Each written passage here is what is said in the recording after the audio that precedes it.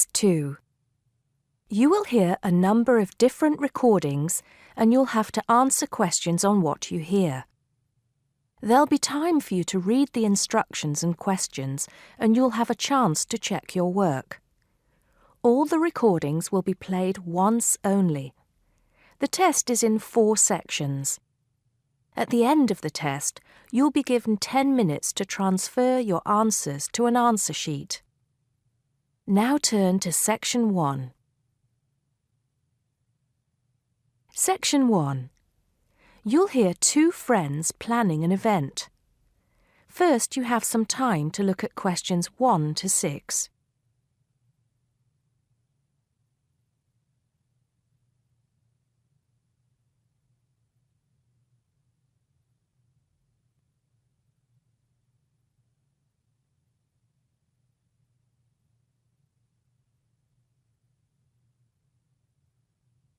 You'll see that there is an example which has been done for you. On this occasion only, the conversation relating to this will be played first. Hello, Peter. What's up? Is something the matter? No, everything's fine. It sounded urgent on the phone. Did it? Joan said the situation had sounded urgent when they spoke on the phone. So, on the phone has been written as the answer to the question. Now we shall begin. You should answer the questions as you listen because you will not hear the recording a second time. Listen carefully and answer questions 1 to 6. Hello, Joan. I'm glad you could come. Hello, Peter. What's up? Is something the matter? No, everything's fine. It sounded urgent on the phone. Did it? It's just that I've had this idea and I wanted to see how soon we could get it off the ground. Well, don't keep me in suspense. You know they're planning to close down the local clinic. It was in the newspaper yesterday, but most people have actually known for some time. Well, I thought we should do something about it. What did you have in mind? I thought we could organise a charity event and donate the money to the clinic. I know it doesn't sound like much, but it will show the local council how we feel and that we mean business. That'll take quite a lot of organising. Why don't we just hold a protest outside the town hall? A protest would take just as much organisation as an event like this. Besides, I think fewer people would turn up. A village fair or something like that would attract more people and get money for the clinic. People are more generous when they're enjoying themselves. OK then, it sounds good to me. How do we start? First, we put our heads together and come up with a list of people who'll be willing to help and people who can provide us with some of the things we need. For example, we might need a caterer to provide refreshments, a rock band for entertainment, tents and so on. Then, we do a lot of telephoning around and try to get everybody together at the same time in the same place. Sounds like a lot of work to me. Well, that's only the beginning. First things first, though. Let's decide now on who to get to the initial meeting and where and when to hold it. Fine. Well, the village hall would be the best place to have the meeting. It's not as big as the youth club, but it's warmer. There'll be no problem getting permission to use it, but I suppose it depends on how many people we invite. We don't want too many, otherwise the meeting will go on too long and nothing will get decided. But the village hall is a good idea. It's more official than having it in someone's living room. How many? 6 or 8 people to start with? 10 at the most? OK, now we have to decide on a suitable day and time. Suitable to everybody, I mean. A Saturday or Sunday would seem to be the best choice because people aren't at work on those days. But they may not like the idea of giving up a part of their weekend for a meeting. Unless we persuade them it's for a good cause, or that it's to their advantage, and that it'll all be a lot of fun. We'll provide refreshments, of course. What if some don't want to give up their weekend? Then we'll give them an alternative. Say, one evening in the week after everybody's finished work. We'll see which is the most acceptable to them. Then book the hall. I can do the refreshments for the meeting. I'll get Darren and Maggie to help me. I'm sure they'll be more than willing. Before you hear the rest of the conversation, you have some time to look at questions 7 to 10.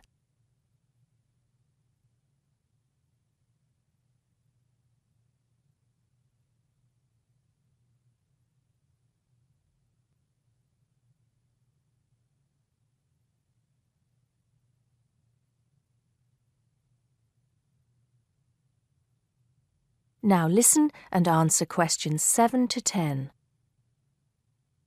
So, what's next on the agenda?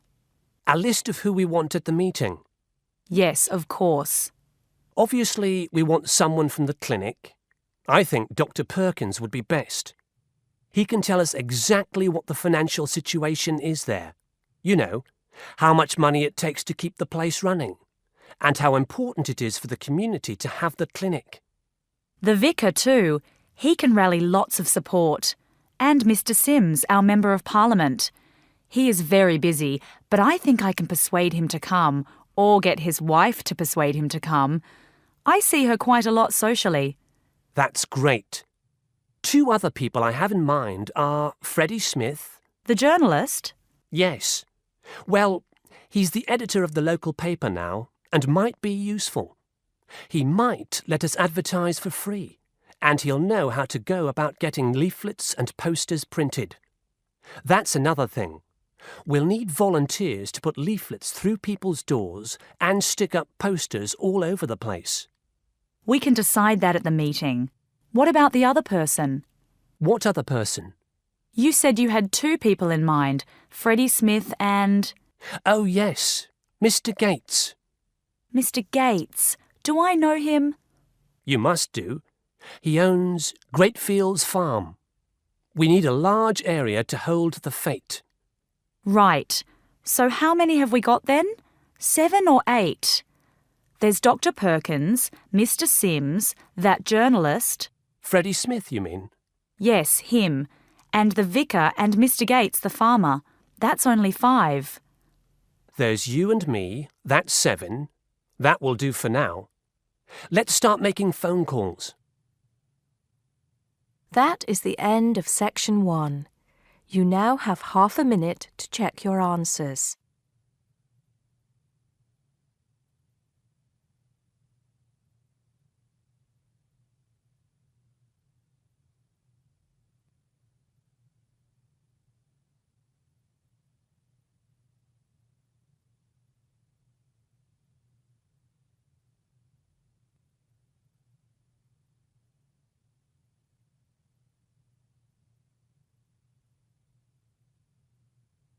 Now turn to Section 2. Section 2. You'll hear a guide talking to visitors about a tourist attraction. First, you have some time to look at questions 11 to 14.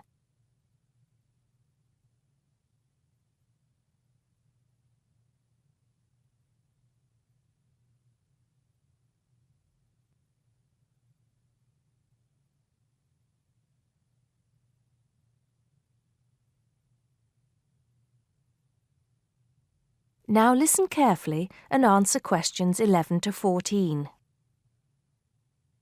Good morning, everybody. Welcome to the Roman Baths.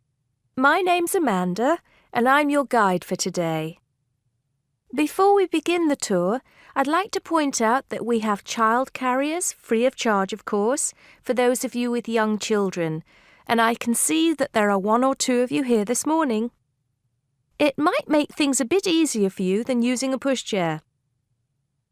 If you don't want to carry your coats and bags around with you, there is a cloakroom behind reception where they'll be quite safe. Also, should anyone want to use the bathroom, there's one here in the reception hall, opposite the ticket office, and another one by the shop where we end our tour, right by the exit. Having mentioned the shop, I should tell you that it's full of interesting things for you to remember your visit by. posters, postcards, replicas of the Gorgon's head, the Haruspex stone, and the statues that you'll be seeing on your tour. There are also games, books and videos for children and other souvenirs. Our first stop will be the terrace, where you will get your first view of the baths. Now, the statues that line the terrace here are of Roman emperors, governors of Britain and various military leaders. These aren't from Roman times either. In fact, they were sculpted in 1894, especially for the grand opening of the baths in 1897. But what you can see from here is only a fraction of the whole Roman bath site, which stretches below ground level under the surrounding streets and squares of the town. While we're here on the terrace, getting our first look at the baths, let me fill you in on a bit of the history. This site, with its hot springs, has long been seen as a sacred place, and the first people to build here were the Celts, and the shrine they built was dedicated to the goddess Sulis. Of course, back in those days they had no way of explaining how hot water came to be bubbling out of the ground, so they believed it to be the work of the gods. When the Romans came, they too built a temple here and dedicated it to their goddess, Minerva. Before you hear the rest of the talk, you have some time to look at questions 15 to 20.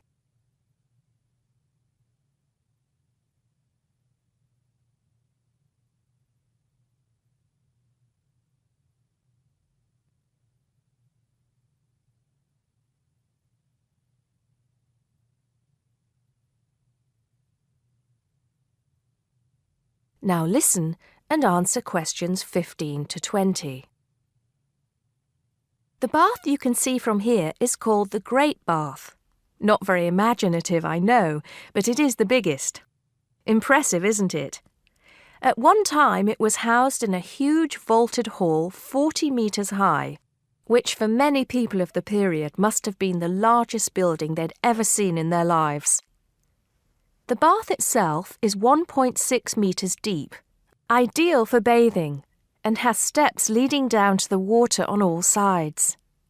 The niches or alcoves you can see all around the bath would have had benches and possibly small tables for drinks and snacks. Not a bad way to spend your free time, relax, and tell yourself it's all good for your health. Let's move on to our next stop, the Sacred Spring. This is the heart of the site, where the hot water bubbles up from the ground at a temperature of 46 degrees centigrade. The water comes up from a depth of between roughly 2,500 and 4,500 metres, where geothermal energy raises the water temperature to between 64 degrees and 96 degrees. Over 1 million litres of this hot water rise up here every day, and as well as being hot, the water is rich in minerals, and it was thought it would cure various ailments and illnesses. In fact, people came here from all over the Roman Empire to try out its healing powers. Before we take a look at the changing rooms and saunas, which are known as the East Baths, and the plunge pools and heated rooms of the west part of the bathhouse, we'll pass through the site of the temple and the temple courtyard. Here we are. This temple is one of only 2 known classical Roman temples in Britain. The other is the Temple of Claudius at Colchester. This temple is said to date from the late 1st century AD, being built between 60 and 70 AD.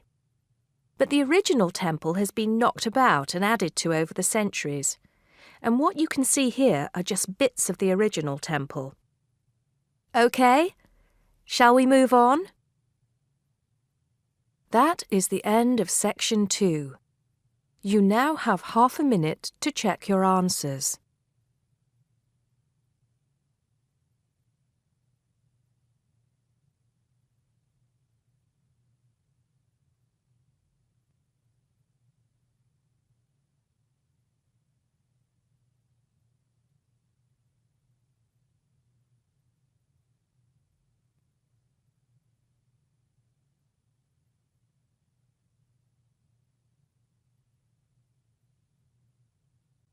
Now turn to Section 3. Section 3. You'll hear a tutor and a student discussing transport. First, you have some time to look at questions 21 to 25.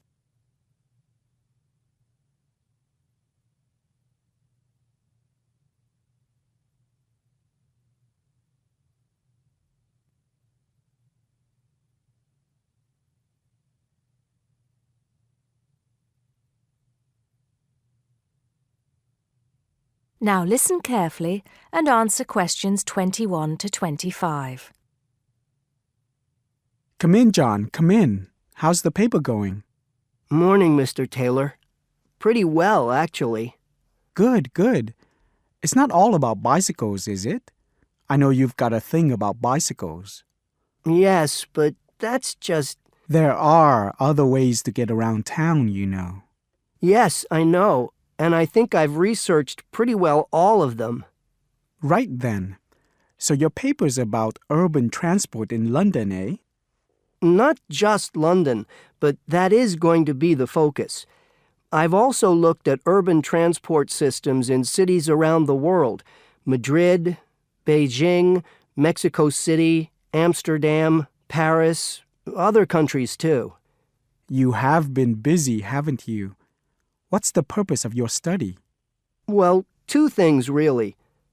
I want to see if there are more efficient ways of organizing urban transport systems while cutting down on traffic congestion, and of course pollution, and to find ways of encouraging people to use public transport instead of their cars. Let's start with that then, with cars. I think you'll have a hard time thinking of ways to persuade people to swap their cars for a crowded bus or underground train. They're convenient, comfortable, faster, and sometimes they're a status symbol too. Okay, I agree that cars will probably always be the most popular means of transport, but there are ways to cut down the number of people who bring their cars into the city. It's a problem that affects every big city, and several methods have been tried. I know, as I've found to my cost. When I go into London, which I do 2 or 3 times a week, I have to pay £5 to get into the city centre. Has your research thrown up any more places where they do this? Oh, yes. Apart from London, there's Oslo, Stockholm, Singapore. Now, there, in Singapore, they've got it really organized. They've imposed a tax on all roads leading into the city center, and they have electronic sensors that identify each car, and then debit a credit card belonging to the owner. Before you hear the rest of the conversation, you have some time to look at questions 26 to 30.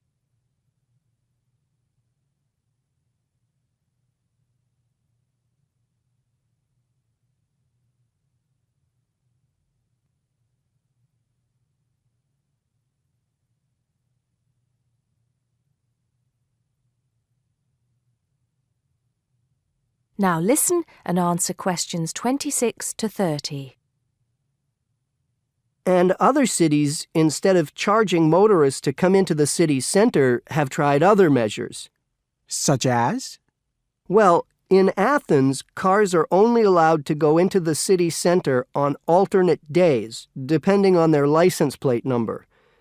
In Bogota and some other Latin American cities, such as Quito and Sao Paulo, they've developed what is called a BRT system.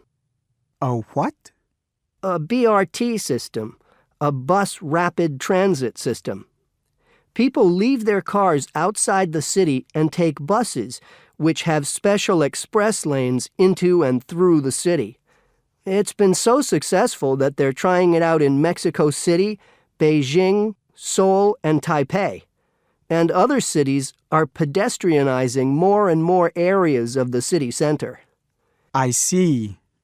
How have these measures affected traffic congestion and pollution levels? In most cases, it has led to a reduction in the number of cars entering the city center. Certainly in Singapore, where it's now much easier to move around the city and the air is much cleaner than most other cities in that part of the world. London too, I believe. I can give some facts and figures if you like. Please do. In the first year after the tax was introduced, the number of people using buses to get to the city center rose by 38%. Really? 38%? Incredible. Yes, and the number of cars entering central London dropped by about 18%. There's more. The number of people using bicycles and mopeds went up 17%. I knew we'd get to bicycles at some point. Well, yes. In the city, the bicycle has a lot going for it. You can avoid traffic jams, there are no parking problems, they don't pollute, they're cheap to run, and they don't cost very much. Oh, and here's another fact for you. You can fit 20 bicycles in the space needed to park one car. Well, I never. But I can't see it catching on. Besides, we seem to be getting off the point. Not at all. China, Japan, and Holland have all integrated bicycles into their urban transport systems. In Holland and Japan, they've got special parking areas for commuters who get to the station by bike. And Japan has even built multi-story parking facilities for bikes close to railway stations. Then look at America. In New York, delivery services use bicycles because they can deliver messages and small parcels far more quickly and at much lower cost than cars or vans. Even the police use bicycles. In fact, in about 80% of the towns in America where the population is around 500,000, the police regularly patrol on bicycles. And they have proved to be effective because they can reach the scene of an accident or crime faster and more quietly than officers in patrol cars, making a lot more arrests per officer. Well, you do know your bicycles, don't you? But I do need to hear more about the public transport system and what's to be done about that. And I'd like you to look a bit more into the economics of it, how much it will cost to improve the situation, and so on. Okay? Right. See you next Tuesday. Yes, next Tuesday. Bye, Mr. Taylor. That is the end of section 3. You now have half a minute to check your answers.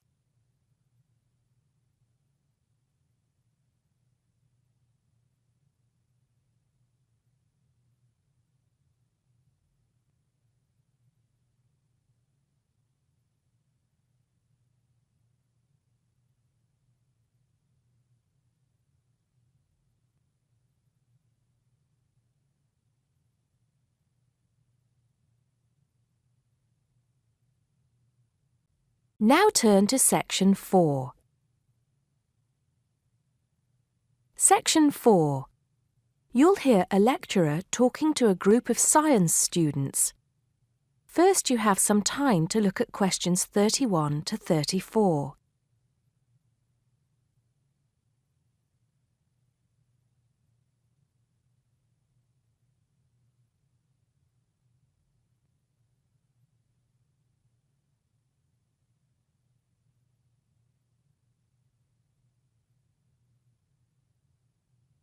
Now listen carefully and answer questions 31 to 34. Good morning, ladies and gentlemen, and welcome to the science faculty. As you may know, my field of study is neurobiology, so you may be wondering what I have to say to those of you who are studying physics or chemistry or geology, even those of you who intend to become doctors. In fact, what I have to say is aimed especially at those who wish to enter the medical profession, though the main point applies to all of you. And what is my main point? Basically, it is that you shouldn't get stuck in too narrow a specialization. What I mean is, too often doctors and scientists become experts on one small aspect of their subject and neglect the rest. Perhaps you have heard the joke about a doctor being introduced to another doctor as an expert on the nose. "Oh, yes," said the other doctor. "Which nostril?" I know that more and more it is necessary to specialize, because when you finish your studies, you have to find a place in the job market. But I do believe that it is damaging both to you personally and to the profession. You may be surprised to know how many physicians in the past were men of wide culture. Many were interested in the humanities, from the arts to literature to philosophy. A surprising number of them, from Rabelais to William Carlos Williams, became poets, novelists, and playwrights. Men of science have written clearly and intelligently about society, psychology, and politics. This tradition is not dead. Today, such eminent scientists as Stephen Jay Gould, Jared Diamond, and Richard Dawkins are well known as popularizers of science while maintaining high standards. But more of them in a minute. I'm not saying that while you are studying anatomy, you should sign up for a course in English literature, but reading a few works of fiction in your own time will show you the human mind, just as your anatomy classes show you the human body.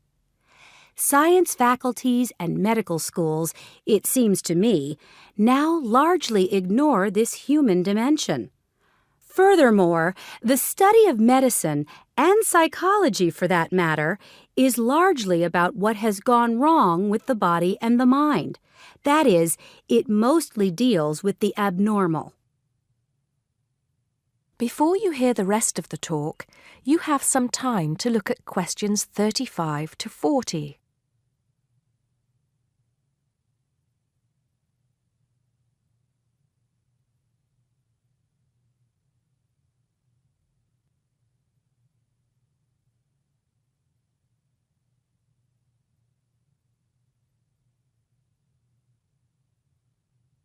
Now listen and answer questions 35 to 40.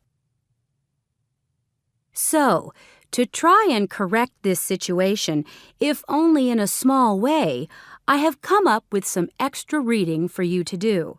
Don't worry, I wouldn't have chosen them if I didn't think they were enjoyable as well as interesting. The first on my list I'm sure you've all heard of, even if you haven't read it. It's Bill Bryson's A Short History of Nearly Everything. Now, don't turn your noses up at it just because it's now officially a school book and is written to entertain as well as inform. In fact, I've found it a very good bedside book. Next come a couple of the writers I mentioned earlier. Any collection of essays by Stephen Jay Gould is worth reading. He writes clearly in a language non-scientists can easily understand. In fact, a lot of his essays are responses to questions about science from the general public. He's also entertaining on the subject of baseball. Perhaps you should start with Gould's Wonderful Life. He writes brilliantly about natural history and shows how much imagination and excitement there is in scientific discovery. Then there's Jared Diamond's The Rise and Fall of the Third Chimpanzee, which shows us how close we are to the apes and forces us to look at some of the darker aspects of human nature. After reading it, you won't forget your animal ancestry. But don't let that put you off. It's very readable. You're probably saying to yourselves, just a minute, these are all science books. What about the fiction? I'll come to those in a later lecture. At the moment, I'm just trying to get you to read away from your chosen field of study.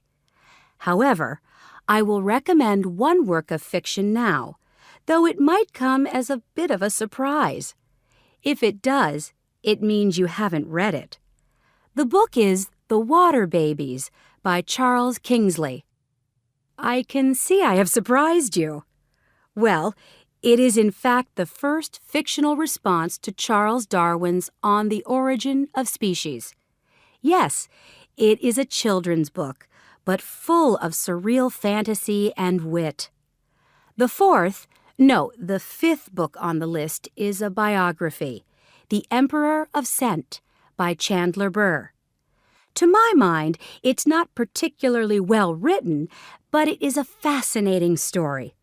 It is about Luca Turin, a biophysicist who becomes an expert on perfume, and about how he missed getting the Nobel Prize. If any of you are thinking of a career in scientific research, this book might make you think again. It's a very tough dog-eat-dog business, which brings us to the book that inspired Kingsley's Water Babies, that classic of the genre, Charles Darwin's On the Origin of Species. If you haven't read it already, perhaps you shouldn't be here. If you have, it won't hurt to read it again. Or if you prefer, read his The Voyage of the Beagle, which, as well as being of interest to any natural historian or anyone interested in scientific method, also makes a great travel book. Well, I think that's enough to be going on with, and I can see that it's time to finish up. So please bear in mind, throughout whatever course you are studying, not to neglect other aspects of your wider, non-academic education. Thank you. That is the end of Section 4. You now have half a minute to check your answers.